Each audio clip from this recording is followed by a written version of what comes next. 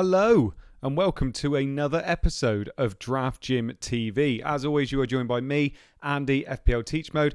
And this week, finally, we're going to be starting to look at Premier League. So obviously we are thinking about FanTeam. We are thinking about their season-long tournament to try and win £200,000 if we can, but a £1 million prize pool.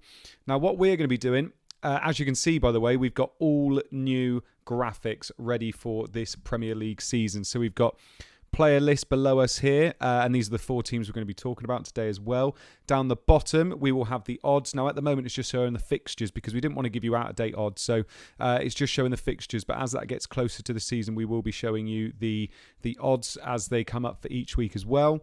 We will also have, and I'm not doing it for these preview streams because I thought we'd save it. Underneath here, we'll also have the best stacks for the week because we'll be thinking about the monsters, the weekly monsters as we go forward as well. We'll have the best stacks, who I think the best captains are, and the best prices as well. So it's going to look pretty good. I'm very, very excited to finally get the season underway. Now, before we kick off, make sure you like and subscribe, guys. It really, really helps our channel to grow. And if we helped you in any way, we'd really appreciate it. Just to my, I always get it wrong. No, I've done it again. This way, over here, we have a fantastic article. I just want to plug this very, very quickly. Our very own Alexi did this article, and it is an interview with T Tribble. He is the biggest earner on FanTeam so far. He has made a whopping €500,000 playing FanTeam at the moment. It is well worth the read. He talks to you about how he plays, how he wants to continue to play, how he feels while he's playing it, any rules he's built up, things like that. It is genuinely a really, really good article, so make sure you give it a read. That is on draftgym.com.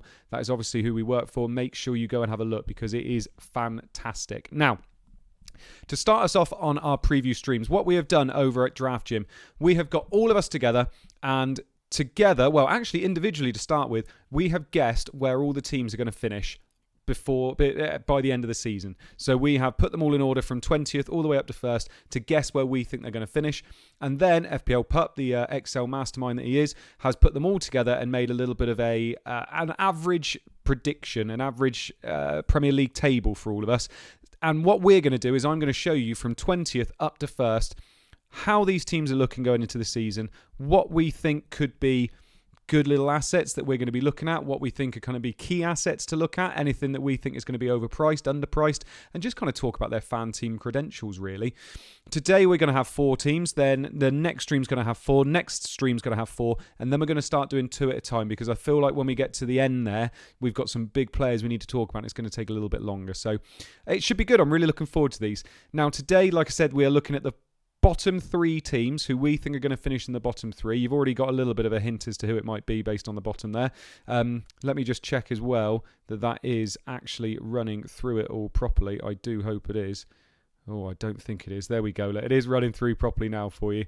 And the one team that we think is going to finish in 16th as well. 17th as well, sorry. So let's have a look and get started because the team that we think is going to finish in 20th position is Norwich. Norwich obviously came up 2 years ago and they actually started the season incredibly well, but then they just fell off a complete cliff. And unfortunately, no matter how many goals they managed to score, they just couldn't stop conceding goals. Unfortunately, I don't see this season being any different. I see them conceding a lot of goals. They've lost a key player in Buendia, who is now at Aston Villa. He contributed over 30 goal contributions last season in the Championship. I don't see them being able to replace that, unfortunately. Even if they invested very wisely, I don't see them being able to bring in a player that's going to get that many and create that many chances for their key man up top as well. So I think he's a big loss. I think 20th is about right, unfortunately. If they stay up, then Farke, who's in charge, has done an incredible job keeping them up, but I don't see it. We do have some players that we can talk about here because it's not completely hopeless in their team. I think Krull in goal is he knows what he's doing in goal. He will get you save points. They will keep 2 or 3 clean sheets this season. It's not going to be loads, unfortunately, is it? And I don't think you can bank on when those clean sheets are coming, but he will get you save points. For me, I think for 4.5 million, there are better options. There are really better options, so I wouldn't be going there. Across that whole back line, there's 2 people I want to talk about, really. Omar Bamidele is only 4 million, so he's somebody that you can get him. He will most likely start to begin with the season. I don't think he's going to be starting as the season goes on, especially after 2-3 games, because they should be getting some central defenders back in. So, yes, he's somebody you can start with, 4 million, and then maybe if you wanted to wildcard early, you could have a look at that. But I think for 4 million, he's literally going to be there just as an enabler for you if you're happy to have a 4 million defender on your bench that you're never going to use.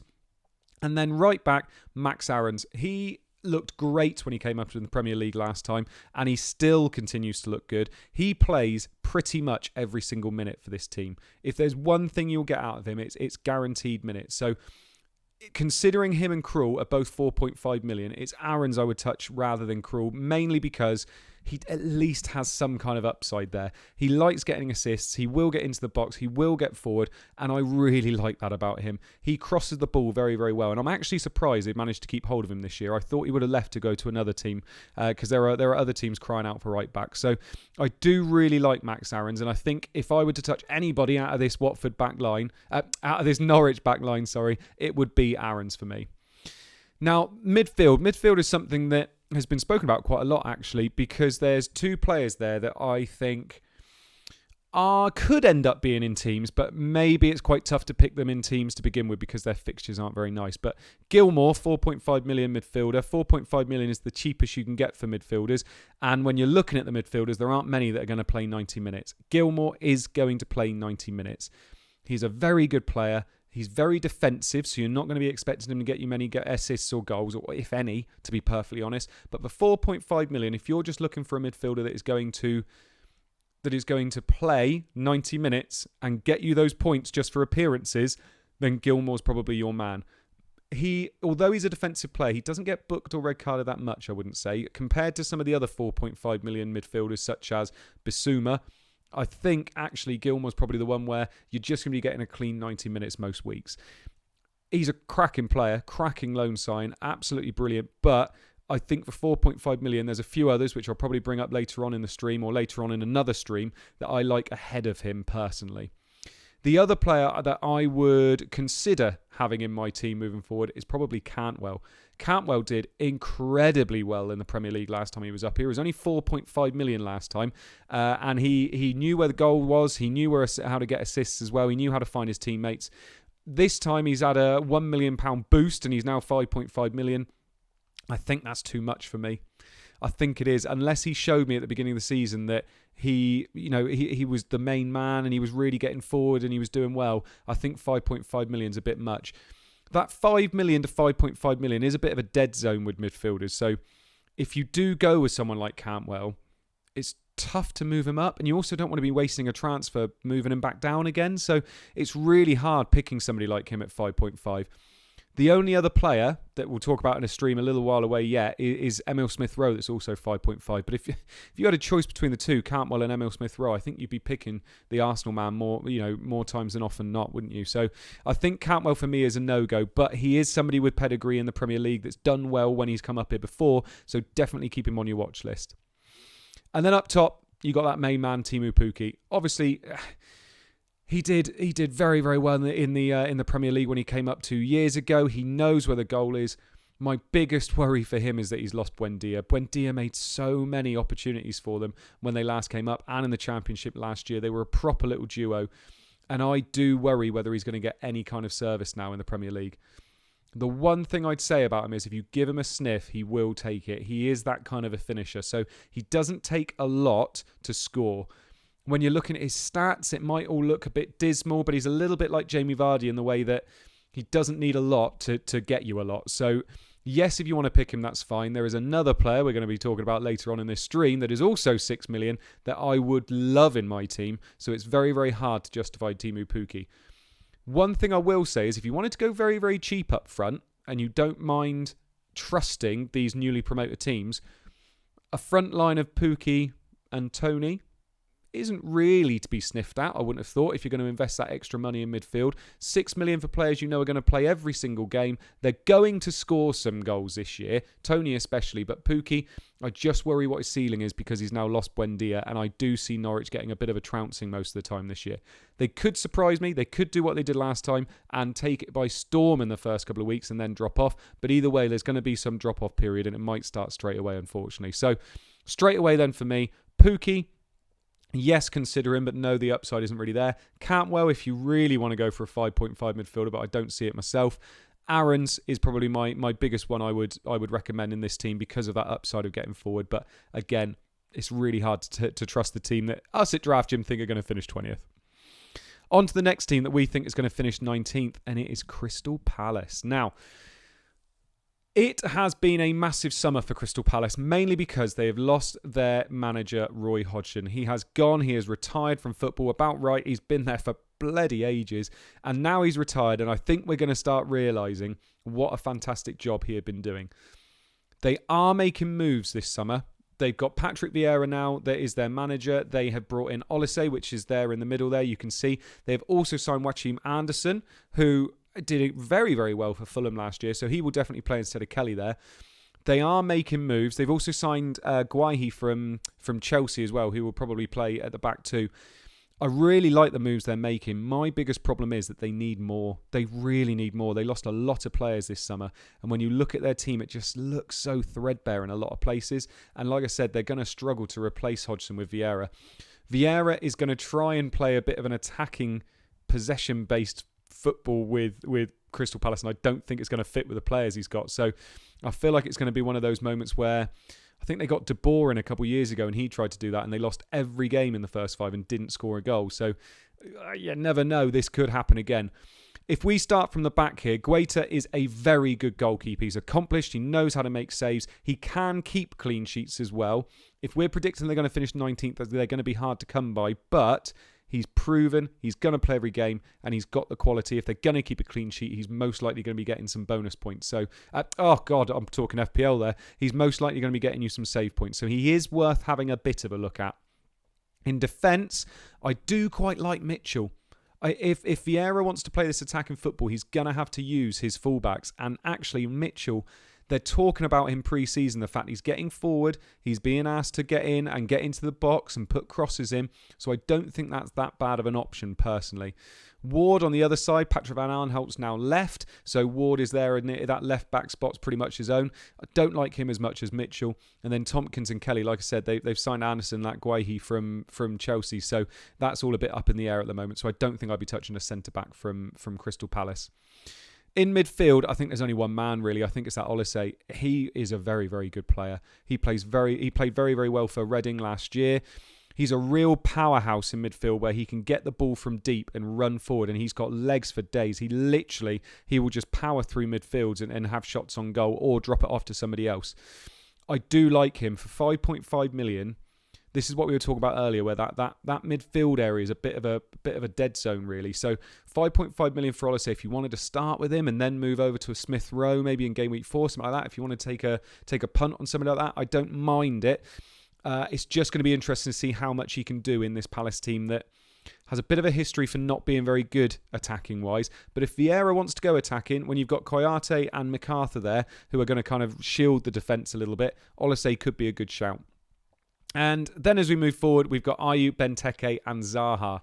Zaha, it's such a shame with this Palace team. They were starting to look really good with Eze there as well, but Eze's now going to be out until after Christmas, which is a massive shame. He's a great player.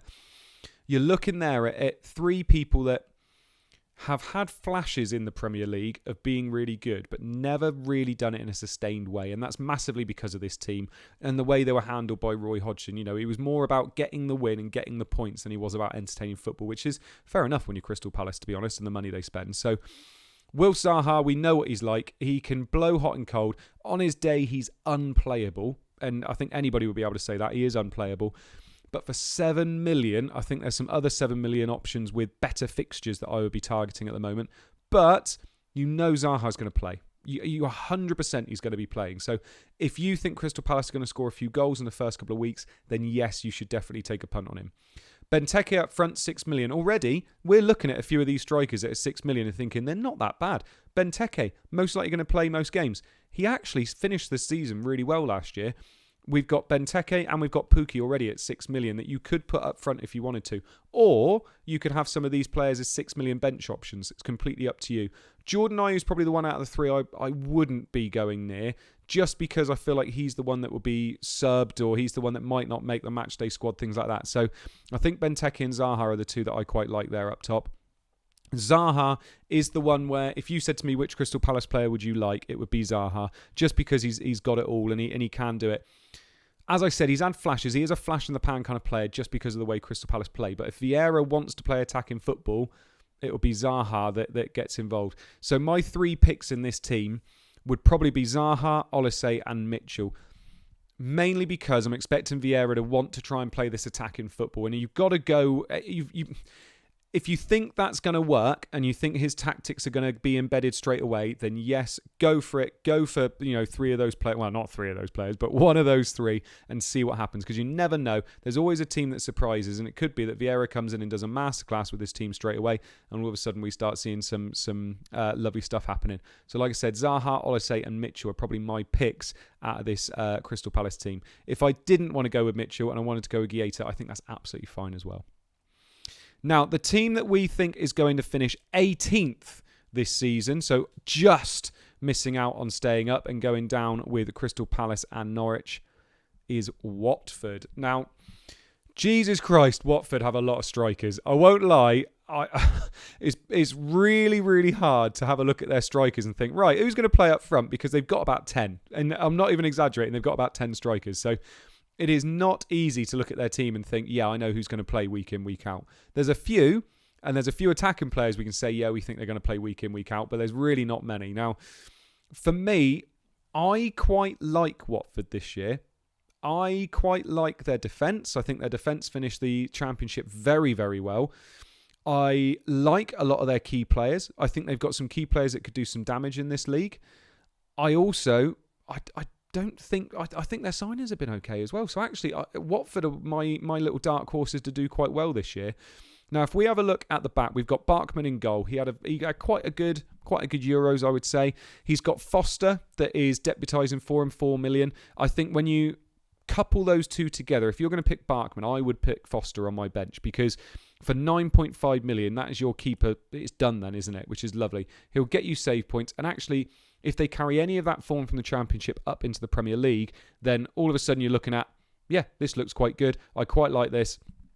They're defensively, they might keep a few clean sheets, especially in the first 3 or 4 weeks. So have a look at them. They're not that bad. When you move forward, though, Danny Rose is their left back now. I think, yeah, it's all right. I don't think I'd be going Danny Rose personally, but when you look at then Sirialta, he is a yellow card, red card waiting to happen.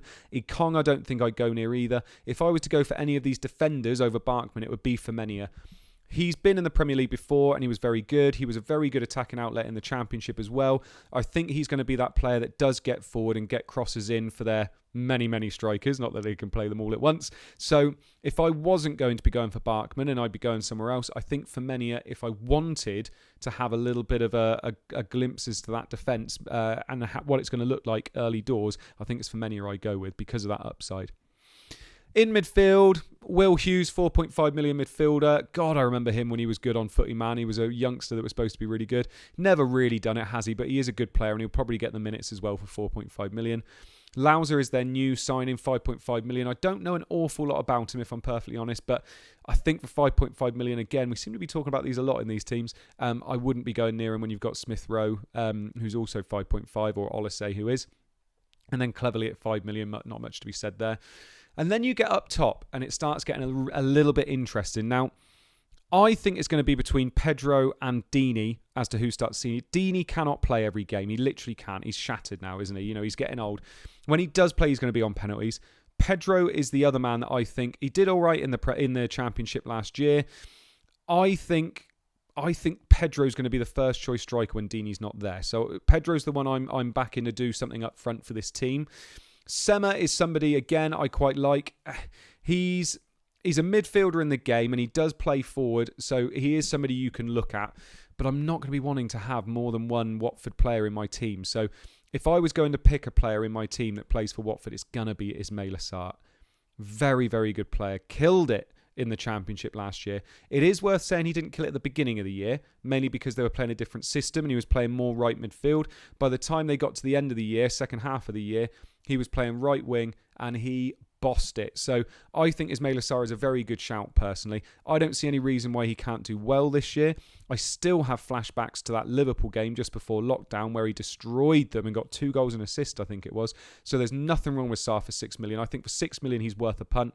He is in my team at the moment, so I don't see anything wrong with going for Ismaila Sarr for 6 million. There is also little trickles of rumours that he might be on pens instead of Troy Deeney. So you must keep an eye out for that, because if he is, then he's even more of a threat.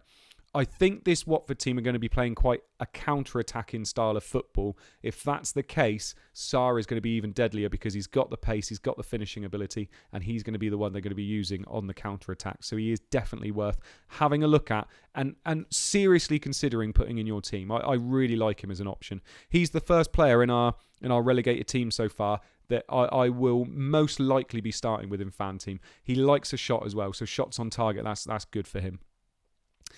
So, in terms of who I would pick in this team, I think it would be Sarr, Firmino, or Barkman. Those are the 3 that I think I would be choosing between. But Sarr is he's in a completely different tier to the other 2.